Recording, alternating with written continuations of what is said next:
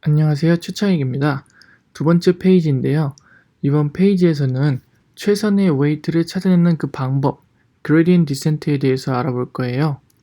저번 페이지에서 설명을 드렸다시피 머신러닝에서 트레이닝을 한다 라는 의미는 웨이트 값을 랜덤의 값을 시작으로 조금씩 옮겨가면서 최소한의 에러 값을 갖는 웨이트를 찾아내는 과정을 의미합니다.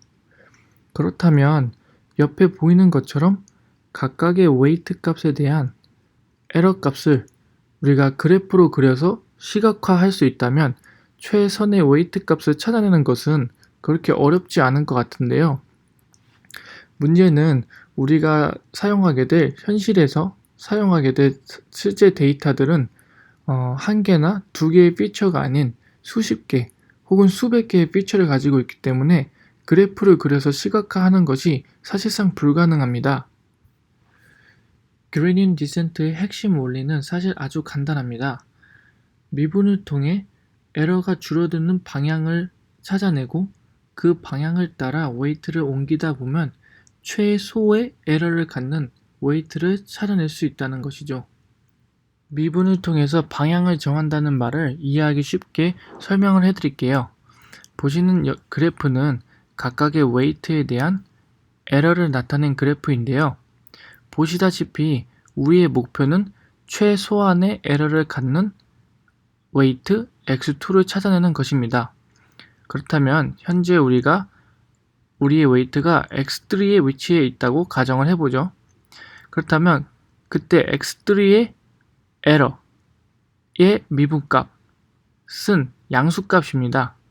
그 양수값을 현재의 웨이트인 x3에서 빼게 되면 우리가 갖는 웨이트 값은 조금씩 더 작아지고 조금씩 더 작아질수록 우리가 갖게 되는 에러 값 또한 작아지게 됩니다. 조금씩 작아지는 웨이트는 결국 x2를 향해 가게 되고 우리는 최선의 웨이트 값을 찾게 되죠. 반대의 경우도 마찬가지인데요. 현재 웨이트가 x1에 위치해 있다고 가정하면 그때의 에러 값의 미분값은 음수값입니다. 그렇다면 x1 빼기 음수값은 양수가 되므로 x1은 조금씩 커지게 되면서 마찬가지로 x2를 향해 가게 되겠죠. 이제 코드를 통해서 그레디언트 디센트의 실질적인 예시를 보여드릴 건데요. 그 이전에 우리가 페이지 1에서 다루었던 에러의 총 합을 구하는 공식, 코스트 펑션을 간략하게 짚고 넘어가도록 할게요. 여기 보이는 공식은 코스트 펑션을 수식으로 나타낸 것인데요. 사실 엄청 복잡해 보이지만 그렇게 복잡하진 않습니다. 보시다시피 y값, 실제 주택값이 있고 빼기 hx. hx는 우리가 예측값을 구하는 공식인데요. 샘플 데이터에서는 기울기 곱하기 면적을 통해서 아주 간단하게 구했었죠. 그렇다면 실제 주택의 가격 빼기 예측 가격. 이것은 즉 오차를 의미하고 이러한 오차가 음수가 되는 것을 막기 위해 우리는 제곱을 했었습니다. 이러한 오차의 제곱을 하나의 주택이 아닌 15개 전체에 대해서 구했었죠.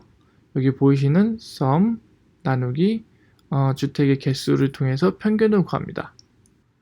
그럼 이제 여기 있는 이 코스트 펑션의 미분값을 구해야 되는데요. 미분값을 구하는 방법을 아주 간략하게 설명해 드릴게요. 사실상 여기 앞에 있는 서메이션과 나누기는 안 보셔도 되고요. 여기 있는 y 빼기 w 곱하기 x 그 총 값의 제곱 이 부분을 w에 대해서 미분하게 되면 2는 앞으로 내려오고요. 안쪽에 있는 숫자는 그대로 y 빼기 w 곱하기 x 그리고 곱하기 안에 있는 숫자 미분 y는 w에 가는 숫자가 아니므로 없어지게 되고요. w 곱하기 x에서 w에 대해서 미분하면 x만 남게 되죠. 그래서 결과는 2 곱하기 y 빼기 w 곱하기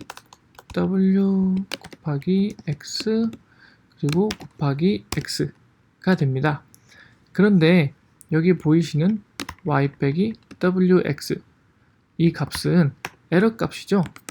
그래서 사실상 에러 값 곱하기 x 이 값이 코스트 펑션을 미분했을 때 나오는 값입니다. 그리고 앞에 있는 이 2는 사실상 상수이기 때문에 생략을 하고 사용하는 경우도 있습니다. 우리가 첫 번째 페이지에서 사용했던 샘플 데이터를 기억하시나요? 15개의 주택이 있었고 우리는 각각의 면적을 알고 있고 그러한 면적을 통해서 주택의 가격을 예측하는 것이 목표였습니다. 또한 우리는 웨이트에 대한 코스트를 그래프로 그렸을 때 그 그래프가 2차 방정식의 형태를 띠는 것도 확인했었습니다. 그럼 이제 코드를 통해서 그레디언트 디센트를 보여드릴 건데요. 머신러닝에서는 보통 다들 벡터로 계산을 합니다. 그런데 이번 샘플에서는 이해하는 데 도움이 될 수 있도록 for loop을 이용해서 계산하도록 코드를 짜놨어요. 여기 보시는 이 부분이 아주 실질적인 코드인데요. 보시다시피 에러는 서메이션이고요. 각각의 주택의 실제 가격 빼기 예측 가격, 즉 오차, 그리고 그러한 오차의 제곱값입니다. 그리고 여기 밑에 보이는 이 업데이트, 이 업데이트가 우리가 웨이트를 옮겨 나갈 방향을 제시해 주는 것인데요. 보시다시피 2 곱하기 예측 가격 빼기 실제 가격, 즉 오차고요. 그러한 오차 곱하기 x였죠. 우리 샘플에서는 주택의 면적입니다. 이렇게 업데이트 값을 구한 후에 평균을 구해서 웨이트, 현재 웨이트에서 빼준 웨이트 값을 다음 웨이트로 업데이트해서 쓰도록 되어 있습니다. 그리고 이러한 과정을 이터레이션을 통해서 반복하도록 코드가 짜여져 있는 것을 보실 수 있습니다. 밑에 보시게 되면은 에러가 1.8로 시작해서 조금씩 떨어지는 것을 확인하실 수 있습니다. 이해하시기 쉽도록 제가 한번 그래프를 그려봤는데요. 여기 밑에 보이는 파란색 점들은 우리가 앞서 봤던 각각의 웨이트 값에 대한 에러 값을 나타낸 점들이고요. 여기 위에 보이는 초록색으로 시작해서 노란색으로 끝나는 이 점들이 우리가 그레디언트 디센트를 통해서 웨이트를 조금씩 옮기면서 그 각각의 웨이트에 대한 에러 값을 나타낸 점입니다. 보시다시피 우리는 엄청나게 높은 에러를 시작으로 조금씩 에러를 낮춰가면서 웨이트를 옮기는 것을 볼 수 있습니다. 여기까지 그레디언트 디센트를 이해하셨다면 머신러닝의 기본 원리에 대해서 어느 정도 이해를 하셨다고 보시면 돼요. 이게 고작 2장짜리 포스트였는데 머신러닝이라는 주제 자체가 그렇게 간단하지도 않고 또한 이론 부분은 많이 안 넣으려고 노력을 했지만 그래도 이 기본 원리에 대한 설명을 하는 포스트라 좀 지루했던 부분이 많았던 것 같아요. 이번 두 번째 포스트가 사실상 기본 원리를 설명하는 것에 대해서 마지막 포스트고요.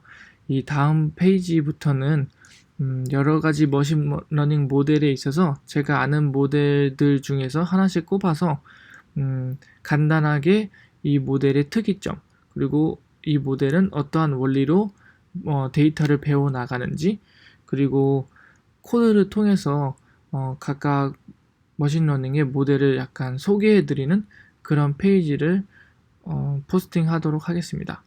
지금까지 봐주셔서 감사합니다.